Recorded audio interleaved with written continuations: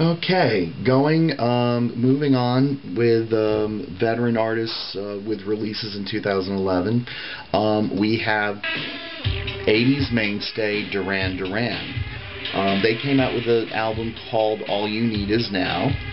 And in fact, actually, my friend from college, from the college radio station, Hack, has been begging me to name it like the best album of the year. Album-wise, I've kind of been hit or miss with Duran Duran. They usually, I find, have some good solid songs on individual albums, which are good singles, and then the rest of the album, you know, that's kind of just me, though. I do appreciate what a musical force they've been, and they've been pretty much been producing stuff throughout the decades. The title track from All You Need Is Now is good, straight ahead, reminiscent of their heyday rock, and it did make my rankings at 101. Sorry, Hack, just missed out on my top 100, but it's a good song. I mean, this one I have nothing to fault them for. Alright, and then let's see, speaking of the 80s and 90s genre, we have R.E.M. And they, as many of you probably know, they officially announced they were calling it a day as a band, and they recorded one last album, Collapse Into Now, and there were 3 songs off of it that made my rankings, including Oh My Heart, Uberlin, and Mine Smell Like Honey. Actually, though, the one song of theirs that made it into my top 100, actually almost to my top 50, was a final recording that they made and included on their massive compilation of their career, which I guess they were contractually obligated to produce. And that's when they decided to call it a day as a band, because they felt like they didn't have anything else to say. And, you know, that it's sad, but on the other hand, kind of it's by divine intervention, it kind of seemed like the right time.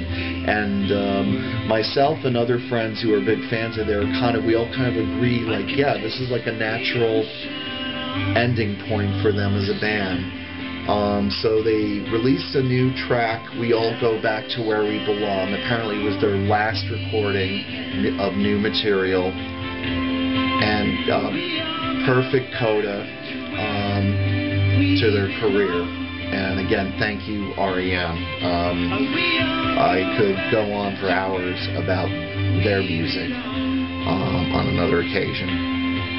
But anyway, I think that's it for the veterans. So I'm going to move on to another genre that has had a major resurgence with me. It kind of started, I guess, in 2010. There was that song Need You Now by Lady Antebellum that anybody who had any kind of diverse exposure to music like they should have couldn't help but avoid hearing, or couldn't, help but hearing. Need You Now was my second favorite of 2010 after Florence and the Machine, with good reason. And I guess that sort of opened a new set of floodgates. I started listening to all the country songs that were crossing over to the Hot 100 and really liking them on their own merits. So there's like a set of 4 of them in the 60s of my rankings. That this is Homeboy by Eric Church, who I guess is one of the newer artists. And then following one position above, Miranda Lambert. I fully expect her to make my top 10 maybe this coming year or another year. I'm really impressed with her, and ironically, she was one who finished 3rd on the inaugural season of Nashville Star, and nobody remembers the 2 finalists anymore. But meanwhile, she went on, married Blake Shelton, another country star who's on The Voice, and is having some solid hits. She had The House That Built Me in 2010, which I really also liked. She has 2 songs on my rankings. This is Heart Like Mine, and also Baggage Claim did well. Yeah, check Miranda Lambert out. Another song from her earlier career, Kerosene, is also good. And we move on to, I guess he's now known as Mr. Nicole Kidman, Keith Urban. In addition to being a stunner from Australia, I really like his music, his writing, his performing style, his ballads, and his fast songs are, I enjoy listening to them. And you know, so that's another example of a country artist who's made the crossover for me this past year. And this is country institution Reba McEntire.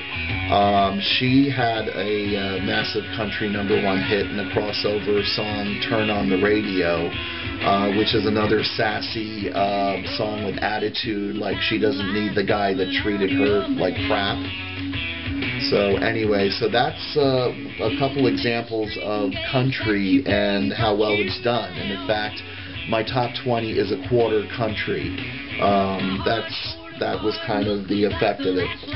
Finally, in this set of segments, I want to kind of go over what I kind of call the stars of this past year's survey. It's kind of a little bit of a hint of what my top 20 commentary is going to go into. Let's see. I guess we'll start off with the song that finished as my number 43. This was from the Twilight Saga soundtrack.